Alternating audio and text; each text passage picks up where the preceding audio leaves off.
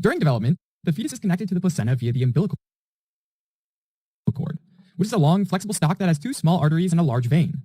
Deoxygenated fetal blood flows through the umbilical arteries to the placenta, where it picks up oxygen and glucose while dropping off carbon dioxide. Oxygenated blood then heads back towards the fetus's heart through the umbilical vein. When the baby's born, the umbilical cord is no longer needed, so it's cut off, leaving the navel, better known as the belly button. In week 2 of development, the blastocyst has two parts, an inner part that's the embryoblast and an outer part called the trophoblast, which develops into the cytotrophoblast and syncytiotrophoblast. The embryoblast has two layers called the epiblast, which contains the amniotic fluid, and the hypoblast, which contains the yolk sac, which is filled with vitaline fluid that can nourish the embryo. Cells from the epiblast layer start to differentiate into extraembryonic mesoderm cells, named that because they're outside of the developing embryo.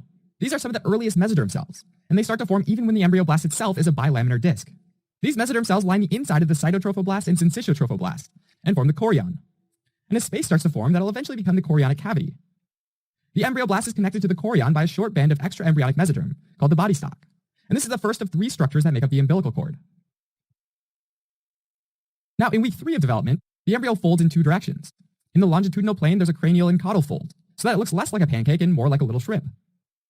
The folding shapes part of the yolk sac into a gut tube, with the remainder of the yolk sac remaining or caudal end, but just in the middle. The folding shapes part of the yolk sac into a gut tube, with the remainder of the yolk sac remaining connected not at the cranial or caudal end, but just in the middle.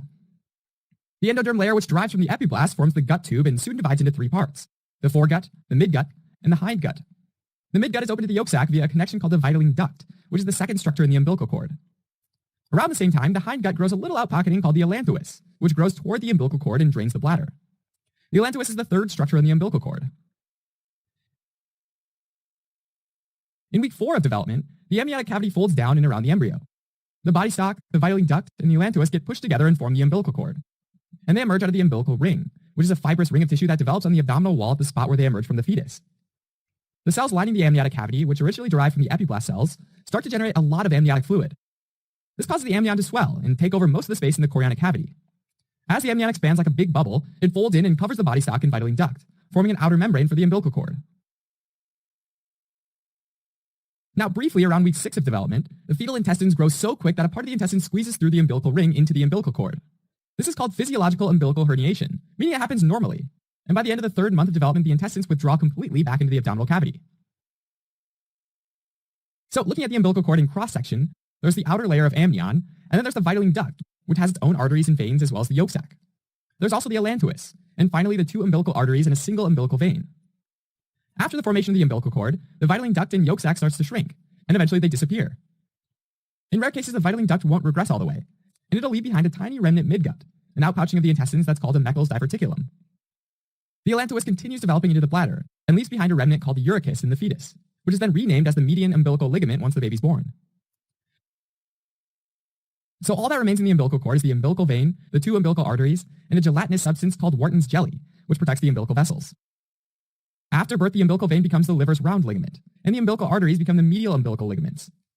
To help keep it straight, think of the fact that there are 2 umbilical arteries, so all of the umbilical arteries become medial ligaments, whereas there's only an allantois, which turns into a median ligament.